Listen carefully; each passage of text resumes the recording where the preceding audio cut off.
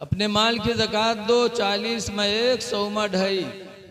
हज़रत अबू हुरैरा फरमाते हैं मेरे पैगंबर ने फरमाया कि जो माल की ज़कात नहीं दी जाती वो माल अज़दहा सांप बन के कब्र में डसेगा। लिहाजा अपने माल की ज़कात दो, 40 में 1, 100 में 2.5। तो तकरीर करते रहे मौली साहब, और क्या घर बगले में रहा जी के घरे 100 के नोटवा रखा रहा है, तो क्या मेहरुआ सुनी सू तो रहा ही नहीं। तो मेहरुआ कहे हाँ 2.5 रुपया हमरे जरूरी है, 100 के नोट हमरे घरे धरा है, न देवे तो अजदहा हमो का काटी कबर माँ। तो गए बक्सा खोले, 100 के नोटवा निकाले, तो गए मस्जिद में कह लो मौलवी 2.5 रुपया काट लो। तो मौलवी साहब 2.5 रुपया काट ले, 97.5 दिन लाई, वही कपड़ा में बटोर के बांध के रख दिए। अब शाम के कोई आदमी जब लौटा तो आदत के मुताबिक बक्सा जुटा। अब बक्सा खोले तो वो कपड़वा उठे, सूखा खोले, वो खन्न से अठन्नी नीचे गिरी, सब भर से गिर गया। अब वो चौका कहे हाय लाई मई फुटकुर कहाँ से आएगा। गिनीस तो देखे 97.5। तो रतिया गोहरे इसके यहाँ और यहाँ कस के रे ये 100 रुपया रखा रहा है, 2.5 का भेगे रे। बीवी कह रहे वो मौलवी तकरीर करता रहा है मस्जिद में कि 40 में 1, 100 में 2.5 ज़कात ज़रूरी है, जो नदी का अज़दहा सांप कब्र में काटी तो मौलवी का 2.5 रुपया ज़कात दे है। तो इस कम वक्त कहीं कि ज़िंदगी में पहली दफ़ा 100 के नोट पावर आ हाथ उड़ाए डायरे रे जले के आओ मौलवी से। तो कहीं अल्लाह नाम पर देखे तो कहे जी मांगे, कहीं ले आओ नहीं हम घर छोड़ दे, कहीं छोड़ो चाहे रहो लेकिन हम मांगे नहीं जी। तो कहीं ले आओ रे, वरना हम 2.5 रुपया खातिर अपन जान गंवाए दे, ले आओ, कहीं मर जाओ लेकिन हम मांगे नहीं जी। तो नहीं गए मांगे, तो कहीं सब मरे जाए थे, कहीं मर जा। घर से बाहर निकला और ढमड़िया गिर गया।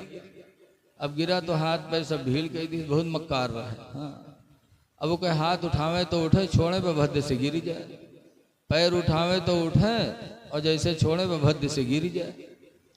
अब लोग जाने सही बात मरीगा हो, तो वो के तैयारी हो लग दफनावे के मुका न है तो नहाए भी ली, बढ़िया साबुन लागे सब जगह, जहर बिल्टे वारे बिल्ट जाए।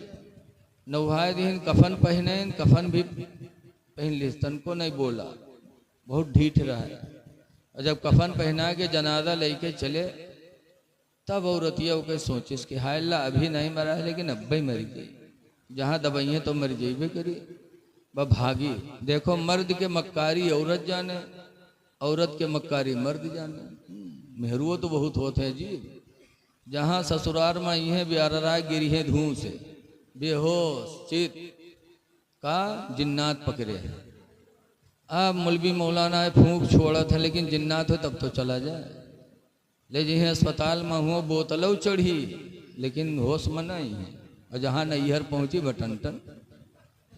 सब एक दूसरे की मक्कारी जानते हैं। जब वो जनाजा लेके चले तो औरतिया परेशान में कहा हाय अल्लाह अब्बे मर जाए, अभी तक तो बचा, लेकिन अब्बे जहाँ दबैया कब्र में मर जेबे करी। वो औरतिया भागी, कैसे भाइयों हमारे आदमी का जनाजा ज़रा रख दो, दूर हो जाओ, आखिरी बार है ज़रा हम अपने आदमी से कुछ बात कर ले। तो लोग रख दिन, जनाजा दूर हो गए। जब दूर हो गए तो औरतिया गए, उसके काने में कहा थे कि उठ पर रे कब्र तैयार है, वे दबाए दे रे, उठ चल घर करे। तो कहा था 2.5 रुपये ले ही है, पैसों का तो न ले। तो कहा था भाग जा, बहुत जालिम रहना ही। उठा, जब औरतिया चली तो लोग उठे, जनाजा कब्रस्तान पहुँचे, वहाँ गए नमाज पढ़ के कब्र में रखीन, लकड़ी जोड़ीन तक मट्टी दे जात रहे। तब तक औरतिया का फिर नहीं बर्दाश्त, बकायला अब मर जाइए, अब न बची। तो फिर दौड़ी के भाइयों आखिरी बार है, ज़रा रुक जाओ थोड़ी देर, हम अपने आदमी से कुछ बात कर लें। तो फिर लोग हट गए। औरतिया लकड़ी उठाईस हटाईस उसके बाद कब्र में उतरी। फिर उसके काने में कहा था कि उठ पर देख लकड़ी जोड़ दी है रे, उठ पर अब पाट दे रे, उठ। तो कहा था 2.5 रुपये ले ही है, कहीं सुखा तो न ले। तो कहा थे पाट दे, बहुत जालिम रहे, नहीं निकला। जब नहीं निकला तो औरतिया बाहर आई, तो लोग पूछिन का हुआ, कुछ बातचीत है। तो औरतिया कही हाँ हमारा आदमी हमसे वसीयत की हिस्से कही से कि हम मर गए, कोई नेकी नहीं कही पावा है, लिहाजा हमारे घर मस्जिद के नाम बैनामा कह दी है। जब वो सुनिस तब खड़बड़ाई के कूदा, कई सारे उठाई गिरी हम 2.5 रुपया खातिर जान गंवाए दी थे और तू घरों मस्जिद में लिखे जाते थे कम वक्त कहूँ के। हाँ? ऐसे ऐसे लोग पड़े हैं कि रुपया न जाए चाहे जान भले ही चली जाए, लेकिन ऐ लोगों अल्लाह दे तो अल्लाह की राह में दो। अल्लाह का वादा है कुरान हकीम में, इन तंसुरुल्लाह यंसुरुकुम, मगर तुम अल्लाह के दीन की मदद करोगे तो अल्लाह तुम्हारी मदद फरमाएगा। एक जगह मेरे पैगंबर फरमाते यदुल उलिया खैरुम मिन यदिस सुफला, ऊपर वाला हाथ नीचे वाले हाथ से बेहतर होता है। अल्लाह से दुआ करो कि अल्लाह हमको तुमको देने वाला बनाए। अल्लाह दे तो अल्लाह की राह में खर्च करो। बहरहाल बात बहुत दूर चली गई। वो हदीस का एक जुमला और सुन लो। 3 बातें मेरे नबी ने फरमाई थी, ऐ मदीना वालों आपस में मिला करो तो सलाम किया करो। दूसरा कहा था अल्लाह के बंदों को खाना खिलाया करो। और तीसरे नंबर पर फरमाया था वन्ना वसल्लू फिल लैली वन्नासु नियामो, और रात में उस वक्त नमाज पढ़ो जब अल्लाह के बंदे सो रहे हों। जब दुनिया सोती हो तो उस वक्त तुम नमाज पढ़ो। वो कौन सी नमाज है? नमाज तहज्जुद, कि उस नमाज में कोई रियाकारी नहीं, कोई दिखावा नहीं। दुनिया सोती हो तो नमाज पढ़ो। इसीलिए तहज्जुद मेरे नबी पर फर्ज था। हमरे तुम पर कई रकात फर्ज है, कई नमाज फर्ज है? 5। और हुजूर पर कई नमाज फर्ज रही? बोलो 6। पंजगाना यही फजर जोहर असर मगरिब इशा, और एक नमाज हुजूर पर और फर्ज थी तहज्जुद। अच्छा देखो, हम मालदारों पर ज़कात देना वाजिब है, और कोई गरीब हो जाए तो ज़कात खा भी सकता है, और नबी ज़कात नहीं ले सकते। बहुत सा फ़र्क है मेरे पैगंबर में हमारे तुम्हारे में। अल्लाह ताला ने उनके मर्तबे को बहुत बुलंद फरमाया। तो मैं पहली तरफ लौट रहा हूँ कि अल्लाह ताला ने कुरान को बताया कि हिदायत है परहेजगारों के लिए। परहेजगार की पहली पहचान वो है जो ईमान रखते हैं गैब पर। लिहाजा गैब पर ईमान रखो, खुदा जाने किस वक्त बुलावा आ जाए। दूसरे नंबर पर तो अल्लाह ताला फरमाता है वयुकीमूना स्वलाह, और कुरान हिदायत है उन लोगों के लिए जो नमाज की पाबंदी करते हैं। नमाज की पाबंदी करें, नमाज पढ़ने वाले मुत्तकी। और तीसरे नंबर पर फरमाया वमिम्मा रज़क़नाहुम युनफ़िक़ून, और परहेजगार वो हैं कि जो हमने उनको दिया है अल्लाह के नाम पर वो खर्च करते हैं। तो ऐ लोगों गैब पर ईमान रखो, नमाजों की पाबंदी करो, और अल्लाह ने जो दिया है उसे अल्लाह के नाम पर खर्च करो। ये 3 निशानियां कुरान ने बताई हैं मोमिन परहेजगार की पहचान। हुजूर सल्लल्लाहु अलैहि वसल्लम हमारी आपके लिए नमूने अमल बन के आए हैं। देखो हुजूर का मकाम बहुत बुलंद है, बहुत बुलंद है। हुजूर देखो हमारा तुम्हारा बाल कहूँ पड़ा हो तो लोग घिन करते हैं, और सरकार का बाल। एक दफा हजरत अबू बकर सिद्दीक रज़ी अल्लाह अन्हु बैठे थे, सरकार कंघी कर रहे थे दाढ़ी में कि एक बाल टूटा। तो सरकार के बाल जैसे दाढ़ी से टूटे वैसे हजरत अबू बकर लपक के और उस बाल को अपने हाथों में ले लिए, और लेने के बाद गए घर में पाको साफ जगह पे, ऊंची जगह पे रख दिया। हजरत अबू बकर फरमाते हैं कि जैसे बाल रखा वैसे कुरान की तिलावत की आवाज़ आने लगी। मैंने घर में तलाश किया कि आखिर कुरान पढ़ने वाला है कौन। हजरत अबू बकर फरमाते हैं पूरा घर मैंने तलाश किया, लेकिन कुरान पढ़ने वाला कोई नज़र नहीं आया, और कुरान की तिलावत बराबर हो रही थी। तो कहते मैं पूरी रात ऐसे बैठा सुनता रहा। फजर की अजान हुई तो हजरत अबू बकर हुजूर के पास नमाज पढ़ने गए मस्जिद नबवी में, और जब नमाज से हुजूर फारिग हुए तो हजरत अबू बकर ने बयान किया, अल्लाह के रसूल आज पूरी रात मेरे घर में कुरान पढ़ने वालों ने पढ़ा, लेकिन तलाश मैंने बहुत किया किसी पढ़ने वाले को नहीं पाया। तो हुजूर फरमाते हैं अमा अरफ्तनी या अबा बकरिन, अबू बकर क्या तुमने मुझे पहचाना नहीं? अन्नल मलाइकता तजतमिउ अला शारी, कि फरिश्ते मेरे बाल पर जमा होते हैं। वयक़रानल कुरान कुल्लल लैल, और पूरी पूरी रात फरिश्ते जमा होकर के कुरान की तिलावत करते हैं। अबू बकर कुरान पढ़ने वाला कोई दुनिया का इंसान होता तो तुमसे मिल जाता, लेकिन कुरान पढ़ने वाले अल्लाह के नूरी फरिश्ते थे, इसीलिए तुम्हारी मुलाकात न हुई। पता चला नबी का बाल वो है कि टूटे तो उस पर फरिश्ते जमा होकर कुरान पढ़े। हमारा बाल तुम्हारा बाल कहीं पड़ा हो तो लोग उसको गंदगी तस्वूर करें। हम नबी के बालों की बराबरी नहीं कर सकते, हुजूर के थूक की भी बराबरी नहीं कर सकते। हजरत अली शेर खुदा रदी अल्लाह अन्हु की खैबर के टाइम आंखें दुख गई, जी का हम तुम कहा जाते हैं आंखें आई गई। तो हुजूर ने अली को बुलाया और अपना थूक ऐसे लिया और हजरत अली के दोनों आंखों में ऐसे लगाया। हदीस में फबसका रसूलुल्लाह फी ऐनैहि, तो सरकार ने अपना थूक उनके आंखों में लगाया। फबरिया ऐनैहि, तो हजरत अली की दोनों आंखें सही हो गई। और फिर गए और खैबर की लड़ाई लड़ी और अकेले खैबर को हजरत अली शेर खुदा ने फतह फरमाया। तो ये मेरे नबी के थूक और बाल का मामला है, तो हम नबी की बराबरी कहाँ कर सकते हैं? नबी की औरतों की बराबरी नहीं कर सकते। अल्लाह ने कुरान में फरमाया या निसा नबी, नबी की औरतों लस्तुन्ना का हदिम मिनन निसा, हरगिज़ हरगिज़ तुम्हारी तरह दुनिया की कोई औरत नहीं हो सकती। बे मिसाल है मेरे नबी। इसीलिए आला हजरत इमाम अहले सुन्नत फरमाते हैं कि अर्श की अक्ल दंग है, चरख में आसमान है। अर्श इतना ऊंचा सातों आसमान के ऊपर, लेकिन फिर भी हैरत में है कि अल्लाह ने अपने नबी का मर्तबा कितना ऊंचा किया। अर्श की अक्ल दंग है, चरख में आसमान है, जाने मुराद अब किधर है तेरा मकान है, जाने मुराद अब किधर है तेरा मकान है। नबी की जिंदगी नमूने अमल है। हुजूर के निकाह में कितनी बीवियां थी बताओ? हुजूर कहाँ पैदा हुए? कोई बोलत नहीं।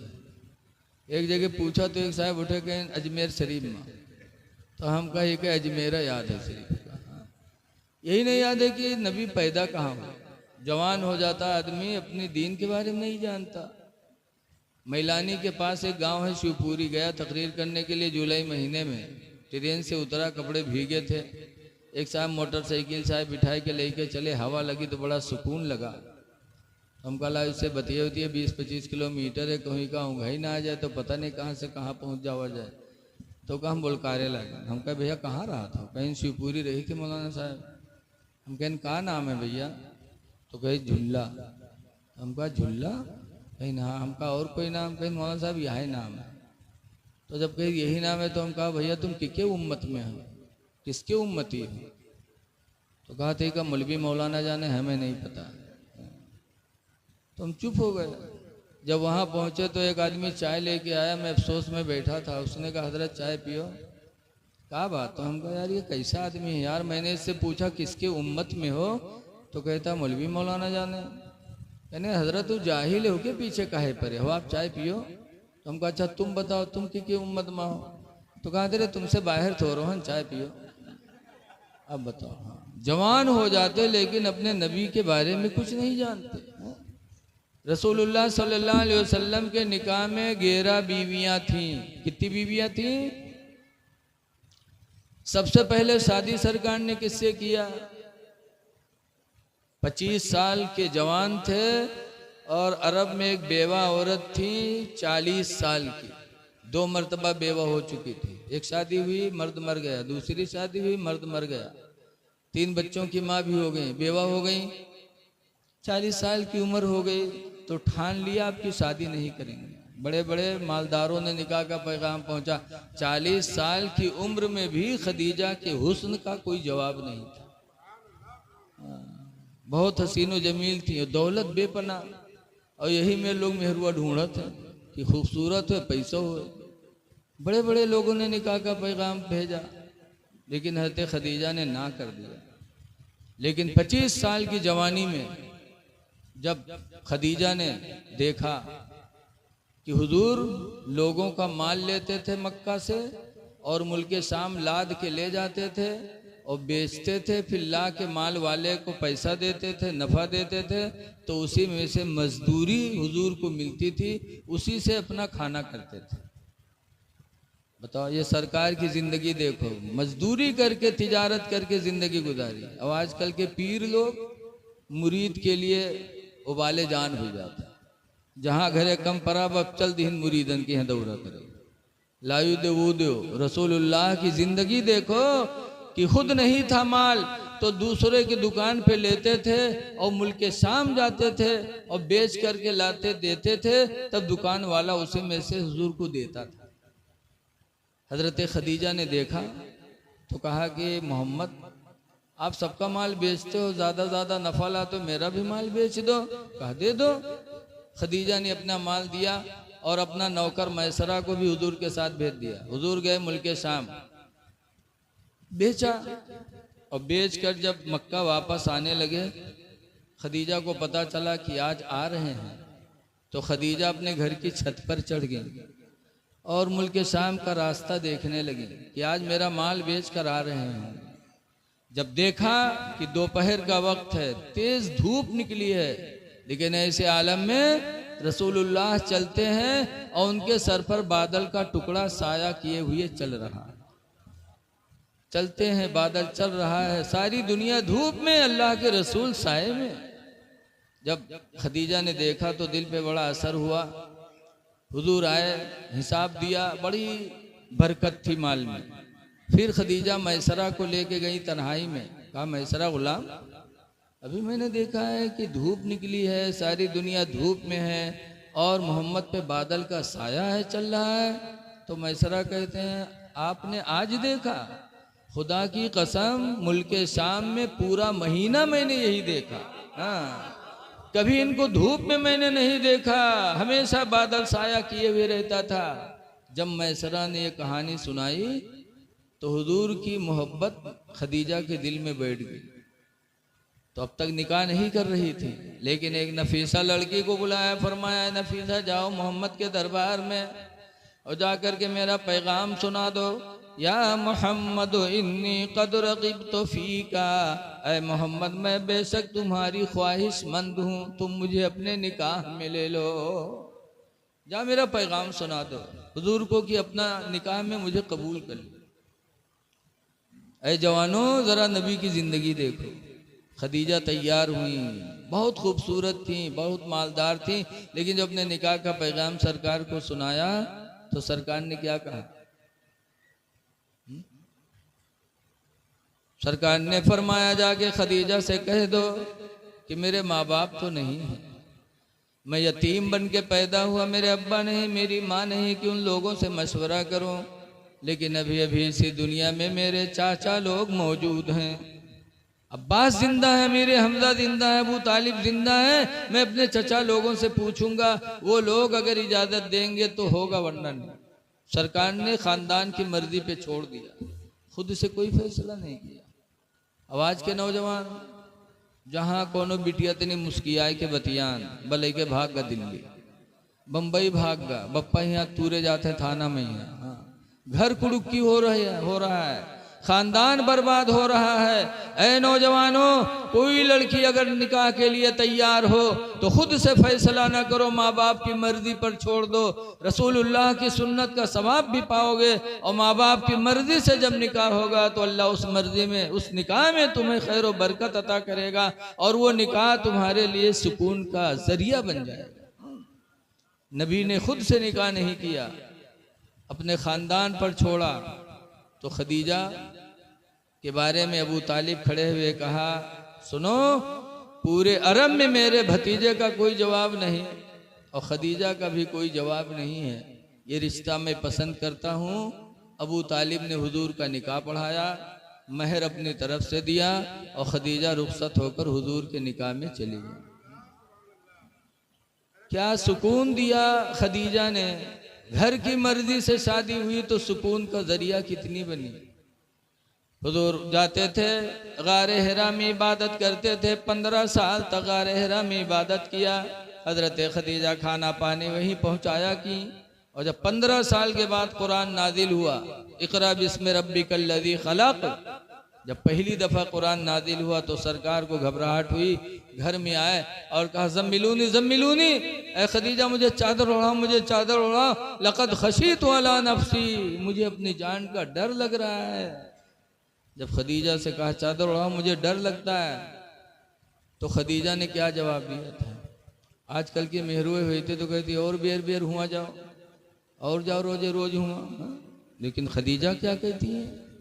बुखारी की हदीस में है कि जब सरकार को घबराहट में देखा तो खदीजा सुकून की बोलियां बोली। क्या बोली बोली। बुखारी की हदीस में खदीजा ने कहा था, कल्ला वल्लाहि ला युख़ज़ीकल्लाहु अबदा, हरगिज नहीं, अल्लाह आपको कभी रुसवा नहीं करेगा। आप घबराओ नहीं, अल्लाह आपको कभी रुसवा नहीं करेगा। क्यों? इन्नका लतसिलुर रहमा, इसलिए कि तुम लोगों पर रहम करते हो। जब तुम रहम करते हो तो अल्लाह तुमको रुसवा कैसे करेगा। वतहमिलुल कल्ला, और कमज़ोरों का बोझ लाद लाद के चलते हो। आज हमसे लोगों से कोई बोझ उठवावे कह दे तो माथा ठनक जी। और सरकार किसी बोझा वाले को देखते थे कि अगर बोझ है, परेशान है, तो उसका बोझ सरकार अपने सर पे रख लेते थे, उसके घर पहुंचा देते थे। सरकार की ये शान थी। फिर फरमाते हैं वतक्सिबुल मादूमा, और तुम गरीबों बेवाओं और यतीमों को कमा कमा के खिलाते हो। जब तुम्हारे अंदर ये सिला रहमी है तो अल्लाह आपको कभी रुसवा नहीं करेगा। वतक़रिद दईफ़ा, और मेहमानों की तुम इज्जत करते हो। वतईनु अला नवाइबिल हक़, और हक पर तुम दूसरों की मदद करते रहते हो। जब आपका काम इतना अच्छा है तो अल्लाह ताला आपको